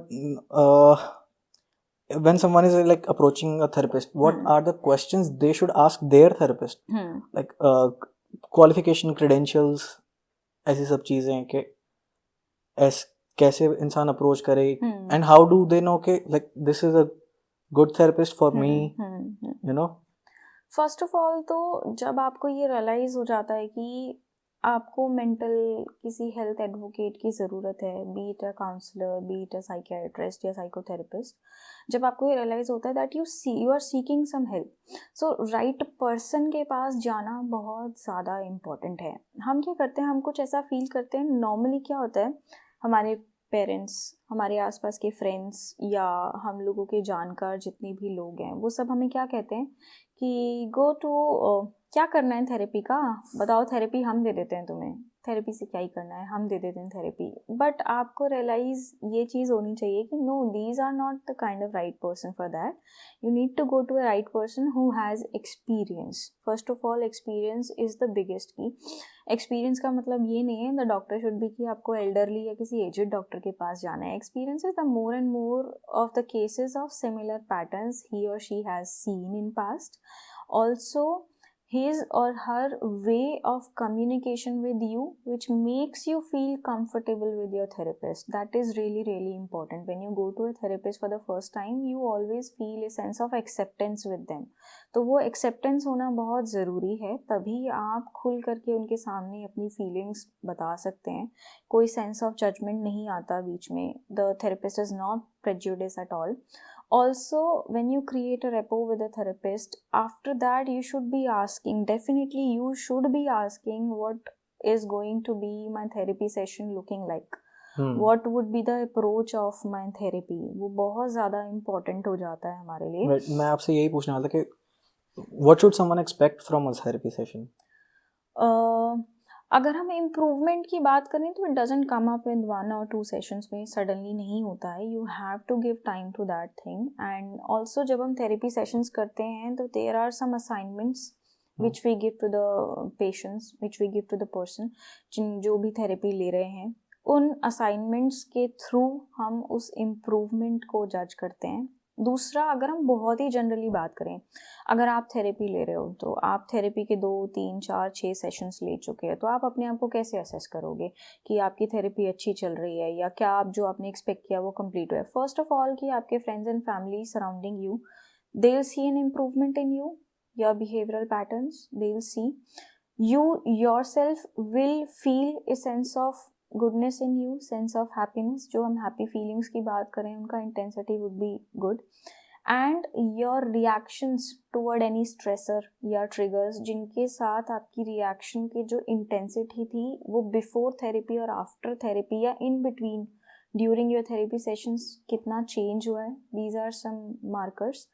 Also your sense of purpose towards life, कि आप अपनी life के लिए क्या अप्रोच रखते हैं, योर गोल सेटिंग, उनको अचीव करने के लिए आप कितना वेल टू डू फील कर रहे हैं, that you should be doing that, you should not be giving up, वो द प्राइमरी फीलिंग आती है. Like I would be able to differentiate कि मेरा रिएक्शन पहले ऐसे होते थे. Yes, and also the assignments जो हम प्रोवाइड करते हैं, दोज आर द मार्कर्स. जो असाइनमेंट्स हम प्रोवाइड करेंगे वो इजीली आप उनसे असेस कर पाओगे कि क्या चेंज मैंने फील किया है.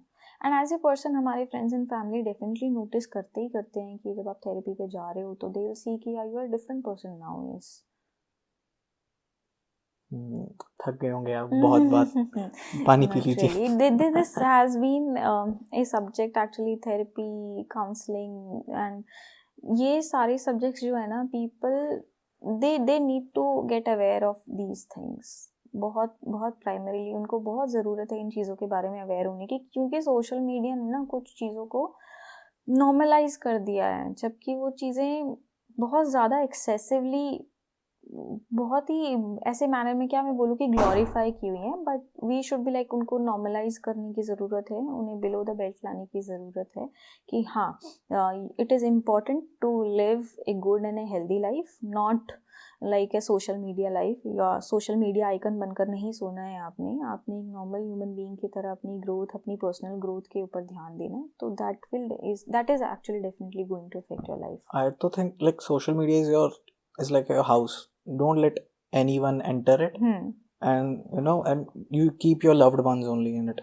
मेरी approach तो like ये रहती है कि it's like the posts on my social media are like photos on my house, and I only allow people who are close to me to visit it to see anything I am doing in my life.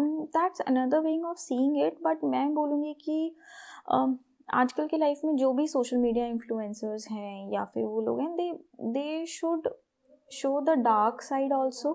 जो dark side social media का चल रहा है, अगर आप कोई post करते हैं, उस पोस्ट पे अगर बहुत सारे लाइक डिसलाइक्स आते हैं, and there are certain things जो वो लोग भी फील करते होंगे, वो लोग भी गो थ्रू करते होंगे. उनको अपनी जर्नी को शो करना चाहिए लोगों को, ताकि जो उस तरह के लोग जो देख रहे हैं ना, फॉर एग्जांपल अगर हमारे कोई एक्टर्स हैं, कोई उनकी मूवीज़ देख रहे हैं, उन एक्टर्स को अपना कोई आप आइडल मान रहे हो, तो उस आइडल की नॉर्मल लाइफ भी होती है।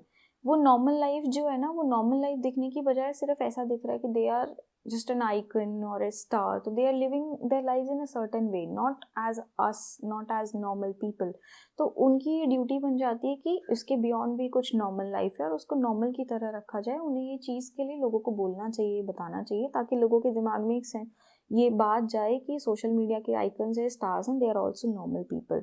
इवन जो बॉलीवुड स्टार्स या मीडिया स्टार्स हैं, ये सब कुछ नॉर्मल लोग भी हैं। तो नॉर्मल लोगों के हर एस्पेक्ट होते हैं, अच्छा भी होता है, बुरा भी होता है। तो सिर्फ अच्छा है जो दिख रहा है, बुरा भी उसके पीछे छुपा हुआ है, तो लोगों को पता होना चाहिए। अभी इवन अगर हम रिसेंटली अभी बात करें तो एक मूवी जिसके ऊपर बहुत ज़्यादा कंट्रोवर्सी चल रही है, so this has been the darkest side of the media, जो क्या कर रही है, ग्लोरीफाई कर रही है पीपल विद दोज माइंडसेट, और उनके जो थॉट्स हैं उनको वैलिडेट कर रही है।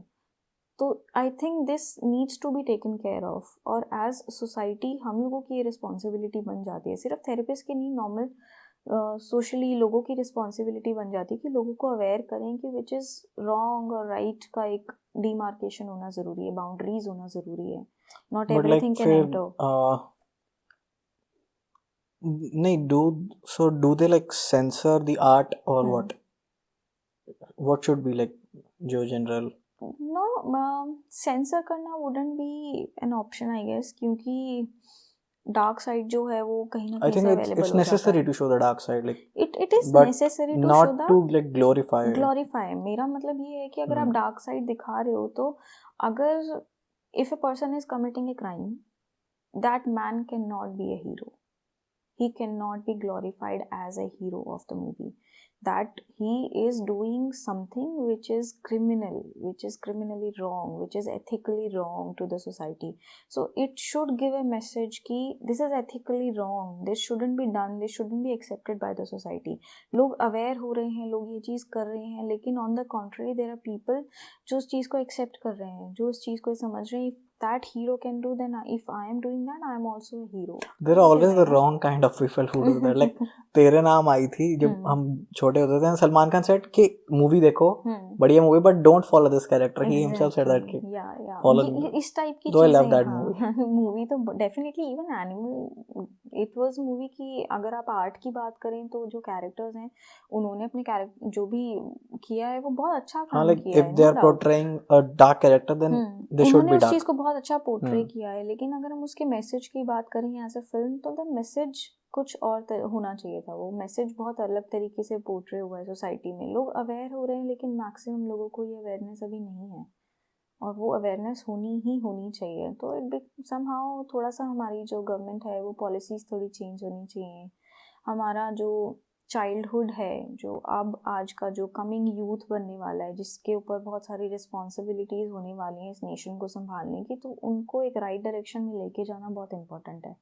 तो वो इम्पोर्टेंस के तौर पे हमारी अभी जो हमारी मिलेनियल जनरेशन है, हमारी रिस्पॉन्सिबिलिटी बन जाती है कि हमें उन्हें राइट काइंड ऑफ ऑडियंस बनाना है, नॉट दैट डार्क साइड देख करके अपने आप को ग्लोरीफाई करने वाला, वो चीज़ नहीं करनी है उनके साथ।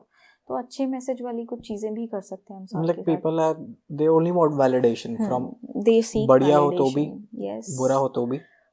and although I sort of agree कि influencers की एक responsibility, but I also think कि जो उनको follow कर रहे हैं उनकी एक responsibility है to see them as human, like they're not God, they're not above them, they're not below them, they're just good at one thing and they've mastered that, and that's why like, and उससे उनको fame मिला है and following है, and they're not like good at everything in life.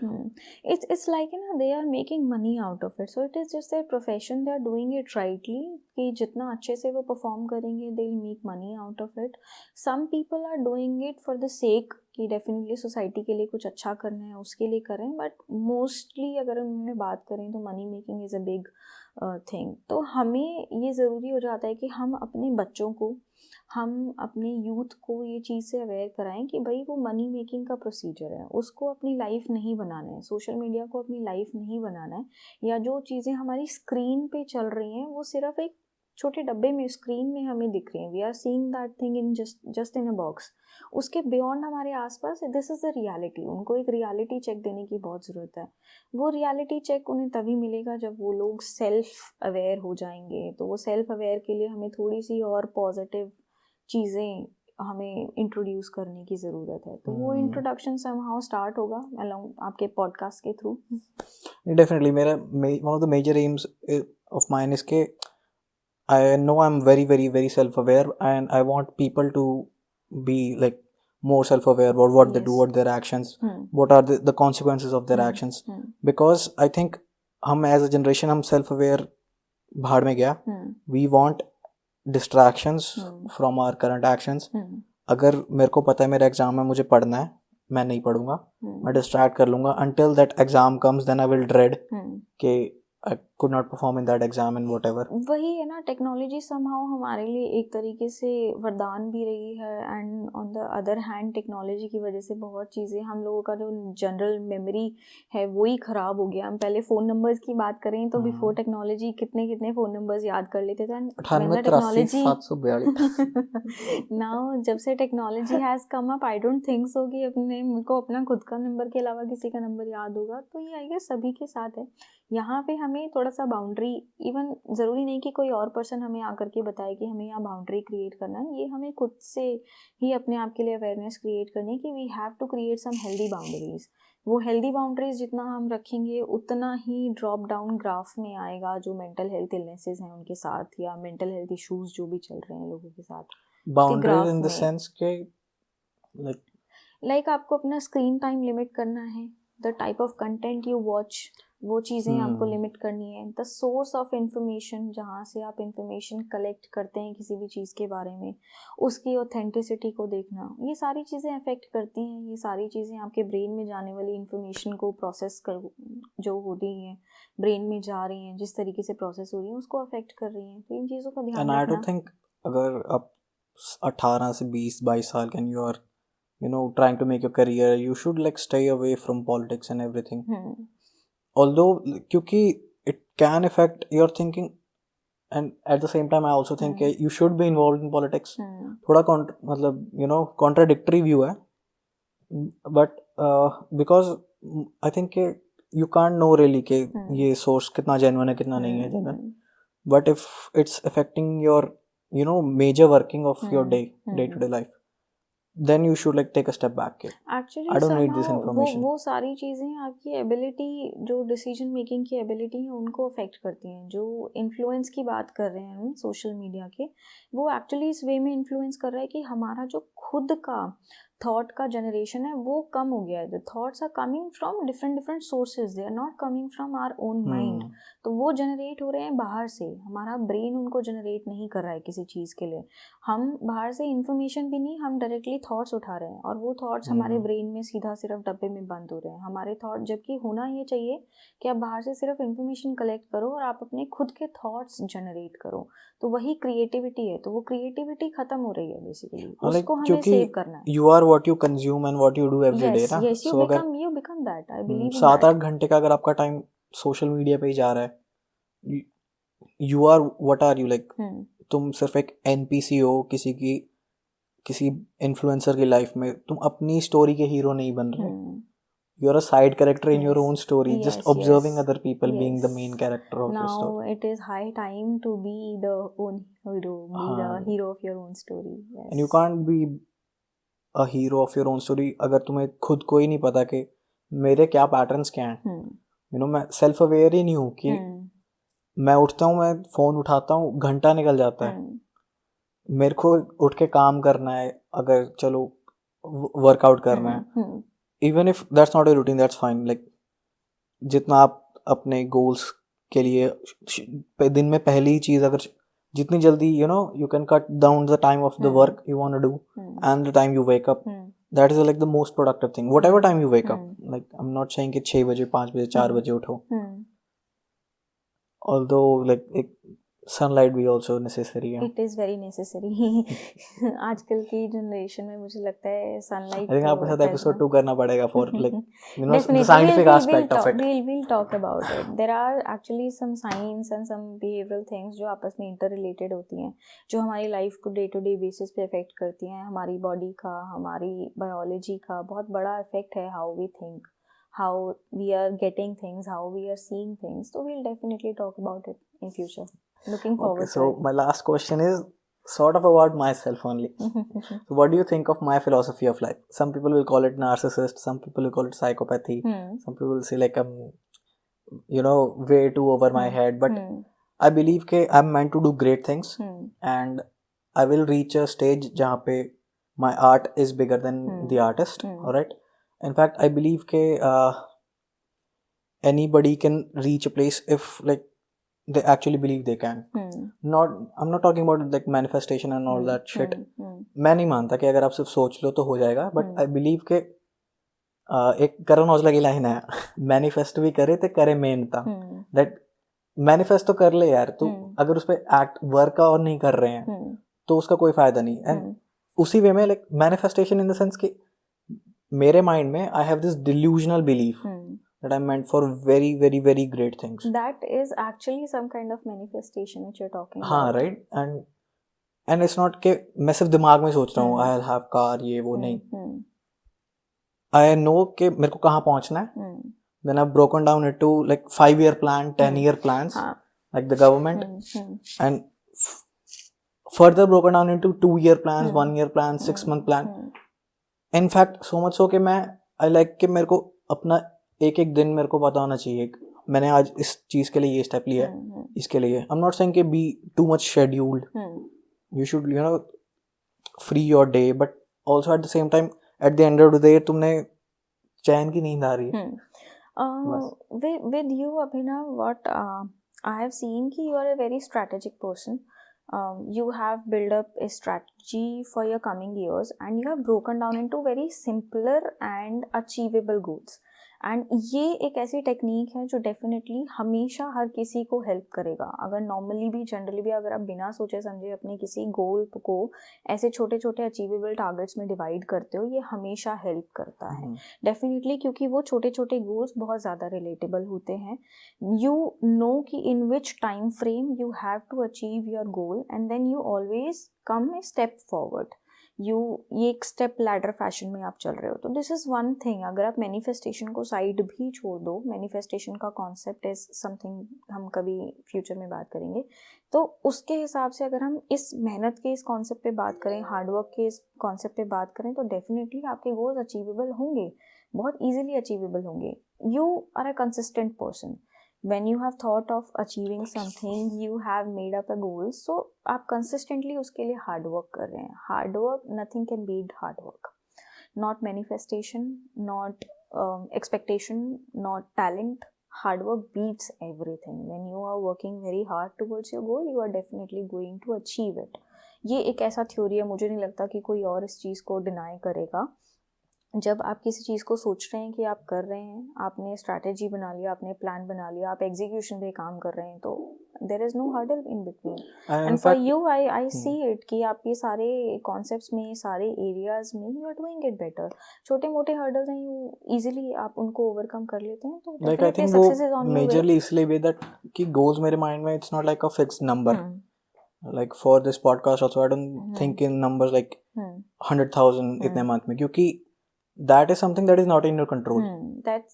And जो चीज आपके control, result are not in your control. ठीक है, कर्मण्येवाधिकारस्ते, यू हैव टू लाइक काम करो, फल की चिंता मत करो. सीधी सी बात. तो एंड मेरे goals are not vague, but they are also not a number और a quantity specific that I will you know make 100 crores, इतना ये वो, इस बिजनेस में ये करना है, इसमें ये करना है. Although that number is for like finance aspect, we'll talk about that also, but and for this reason कि मैंने उसको इतना quantify नहीं कर लिया अपने दिमाग में कि 6 महीने हो गए, I've not reached there and all that, तो I don't feel like bad. मैं वहाँ नहीं पहुँचा. 6 महीने में measure myself like अभी last 6 months में मैं कितना आगे बढ़ा हूँ, कितना काम किया है, अच्छा ये मिस्टेक्स हुई हैं जिनकी वजह से शायद मैं यहाँ नहीं पहुँच पाया, no problem, will recalibrate. You know, in planning also we, in the finance field or in the audit field, what we have to do is कि एक साल का प्लान कर लिया, उस साल ऑब्जर्व किया, then we have to recalibrate. उस प्लान में भी क्या इश्यूज थे, एग्जीक्यूशन तो बहुत दूर की बात है, प्लान में भी क्या इश्यूज थे उस वे में. These are the practical manners to do anything in the world. तो जब हम बात करते हैं प्रैक्टिकल तरीकों की, तो प्रैक्टिकल तरीकों में कहीं पर भी इनकॉर्पोरेट नहीं कर पाते हैं अपनी अनरियलिस्टिक थॉट्स या अनरियलिस्टिक एक्सपेक्टेशंस को. So you are doing in that manner. But इन चीज़ों में it is very important to take care of your mental health. अगर आप उसको अच्छे से कर रहे हैं तो ये targets even in a shorter time period achievable होंगे. And you have been doing it really well ever since we had our last session. I guess it has been an year ago. So when we first had a word about these things, तो तब से लेकर if I see, तो अगर आप, मेरे को कोई प्रोग्रेस रिपोर्ट बनाने की ज़रूरत ही नहीं है. when you are making it for yourself, तो मेरे किसी वैलिडेशन की ज़रूरत ही नहीं रह जाती. जब आप अपने लिए ये चीज़ें कर रहे हैं, definitely it is a path to success. And success का भी definition it is completely different for every person. I am successful. I'm saying like even I'm it's very like successful. contentment, I'll say. Yes. satisfaction with my Yes. work. I'm Yes. successful in my Yes. field. Yes. वो success का definition when it is like you're consumed in your work, you feel content about what you do. So that is a success. जब हम बात करते हैं कि वो figures की, जो हम बात कर रहे हैं कि हमने किसी वीडियो पे, किसी उस पे इतना व्यू लिया या इतना उससे उसको इतना रीच मिला, that is just an achievement. वो सेंस ऑफ अचीवमेंट डेफिनेटली आपको हैप्पी फीलिंग्स देगा. बट जो हैप्पीनेस की हम बात कर रहे हैं, it is the hard work which you are doing. So I believe that is a skill also. Like social media game is a skill, and I'm going to learn it. So अगर तुक्के से मैं वहाँ पहुँच गया तो वो मज़ा भी नहीं है, right? And my own belief in it's like कि delusional belief तो है मेरे अंदर अपने लिए, but it's more कि I expect very highly of myself, and I try to achieve. अपने आप को disappoint नहीं करना. If you want to stay happy, और opposite करते हैं. अगर आपको ना जिंदगी में बहुत नाखुश रहना है, बहुत you know उखड़ा गुस्सा, rage, इन सब चीज़ों में रहना है, then expect so much from others, expect so low of yourself.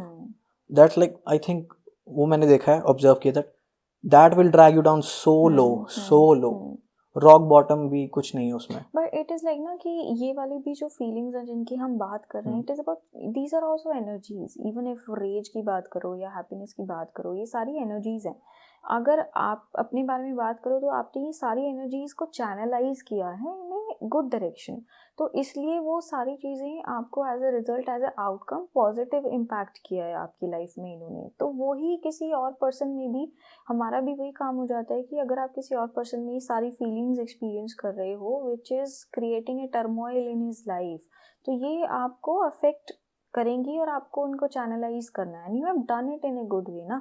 तो अब आगे भी डेफिनेटली अगर आप देखो कि कोई भी टर्मोइल, जब आपको अपनी एनर्जी को चैनलाइज करना आ गया है, आपको उसको सही डायरेक्शन देनी आ गई है, तो आप हमेशा ही ये चीज़ अपनी लाइफ में फॉलो करोगे तो उसके अच्छे ही रिजल्ट्स आएंगे हमेशा ही. तो आप सक्सेस क्या या ये नंबर्स या फॉलोअर्स क्या, you will build up a skill. Definitely this is also a skill ना, अपनी एनर्जी को चैनलाइज करना. जब आपने ये स्किल सीख लिया है, तो जो सोशल मीडिया की स्किल है, it is definitely going to come to you.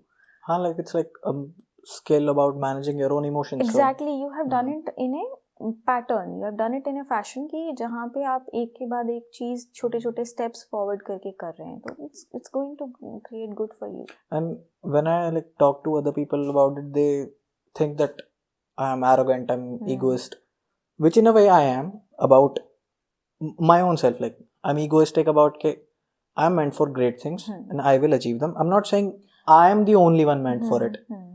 I think everyone can. And wealth creation भी, it's a positive sum game, I think.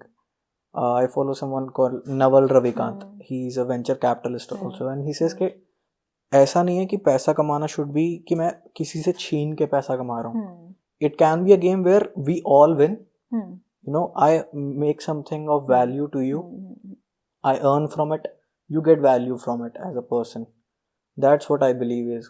And one point I would like to correct when you say ना ये चीज़ें कि when you say like I feel कि लोग मुझे बोलते हैं कि I'm very egoistic person. नहीं, I don't feel it. People say that. People say that. That's And fine. you somehow you said that कि you somehow also feel like that. It is about that. जब हम बात करते हैं ना अपनी आपको बेटर करने के लिए, तो हमें किसी और के वैलिडेशन की, किसी और के जो अप्रोच है या जो फीलिंग है हमको लेकर के, उससे कोई इफेक्ट नहीं पड़ना चाहिए. अफेक्ट नहीं पड़ने का मतलब ये नहीं है कि we should not be seeing the things from other persons lenses. It is about कि उनका जो पर्सपेक्टिव है, उनका जो थॉट प्रोसेस है, वो हमारी मेंटल हेल्थ और इनर पीस को अफेक्ट नहीं करना चाहिए. अगर हमें कई बार ऐसा लगता है कि सम पर्सन इज सेइंग कि so and so this should be corrected in you, अगर वो आपको ऐसा बोलते हैं कि this thing should be corrected, you should be aware कि when someone is actually giving criticism, हाँ, you should be like seeing कि when some person is saying this to me, तो I should be, मुझे वो analyse करना है कि अगर वो मुझे बोल रहे हैं तो आई शुड सी कि exactly is this the case और नॉट. बट उससे मेरा पीस अफेक्ट नहीं करे, बट मुझे वो असेस करने से मुझे हेल्प ज़रूर मिले कि there something I can do in it, या फिर is the person, it is about the person और इट इज़ अबाउट मी. तो वो जब आप असेस कर लेंगे तो ये सारी चीज़ें आपको एक बैलेंस क्रिएट करने में हेल्प होंगी. I don't really believe in the fact as a person we might be like to different persons कि I don't believe in the fact if some person is saying anything bad about me, तो उसको बुरे तरीके से लेने की ज़रूरत है. I feel कि if he or she is saying, let's see कि is there something कुछ valid point है या उसको correct किया जा सकता है. मैं एक social person हूँ. I believe in talking to people and I believe in making friends. So I believe in making good terms with people. So मुझे लगता है मुझे उस चीज़ से affect पड़ता है. As I said कि I'm a little sensitive about that. तो मुझे उस चीज़ पे correct करना पसंद है. But as a person if you feel कि अगर कहीं वो पॉइंट करेक्ट है, आपने अपने पार्ट पे करेक्ट कर लिया है, but you need not to be validate to the other person, तो that's completely up to you and that's also a good thing. My process is like अगर कोई मेरे बारे में कुछ भी बोल रहा है and they are saying it to me, I see it from two point of view that am I actually doing something wrong? या अगर there is a no answer, then I see कि does this person have enough information to talk about me? If not, maybe they are going through something, or maybe whatever the thing is, it's because of their conditioning that they are they're projecting on me. अगर मेरा कोई fault नहीं है उस चीज में, that's what I think like okay, how to deal with that. I don't take it negatively because मतलब ego is like attached to a very negative connotation, like context, but I've studied things like ego, so I see it in that way कि okay, मेरे अंदर एक dialogue जो चल रहा है ना, वो मेरे लिए डिग्रेडिंग नहीं होना चाहिए. And things like these makes you curious to study about the things. right. It makes you curious. So take it in a good way, take it in a light way. तो ये अगर कोई ऐसा बोलता भी है तो डेफिनेटली मुझे तुम्हारे साथ तो यही लगता है कि तुम उस चीज़ के बारे में पढ़ते हो, असेस करते हो, उस चीज़ के बारे में देखते हो कि मुझे अगर कुछ ऐसा है तो किस चीज़ पे काम किया जाना चाहिए. And also one point is that कि अगर हमें ऐसा लगता है कि देयर इज़ नथिंग समहाउ जो हमारे अंदर करेक्ट होना चाहिए, this is the other person and he और शी नीड सम हेल्प, तो हमें उसमें भी पीछे नहीं हटना चाहिए. वी शुड बी गिविंग और प्रोवाइडिंग देम हेल्प, ईदर हमारे असिस्टेंस से या with the professional help also. तो हमें साथ में ज़रूर ट्राई करना चाहिए. ये हमारी रिस्पॉन्सिबिलिटी बन जाती है कि टुवर्ड्स अदर पीपल. या ये मेरे लिए थोड़ा पर्सपेक्टिव देखना मुश्किल होता है, but other than that I think like it's my philosophy that कभी सीखना बंद नहीं करना चाहिए. This is one of my जो पॉइंट मैं कह रही हूँ ना, this is just the male component which lacks somehow in the compassion thing. I think ये जो कंपैशन वाला पॉइंट होता है, ये थोड़ा सा फीमेल्स में is on the little bit higher side. Men में भी होता है, but it's little bit on the lower side. It's more or less associated with their very close person or close family members, क्योंकि उनको एक थोड़ा vicinity में रहना, close space में रहना, shell में रहना शायद थोड़ा ज़्यादा पसंद होता है. Females के साथ ये ज़्यादा है compassion वाला point ना. They see कि if that person is seeking for some help, तो they'll go beyond that. But that thing is like, I think that's evolutionary, right? कि कई साल पहले से जैसे हम जीते आते, तो our DNA is conditioned that way. That's our biology. And it's fine. Like, that's where our biology actually interferes. Right. So काफी interesting बात. Yes, it has been a long and interesting session. It's a long session, yes. Right. And I think we are good to go. We should end it.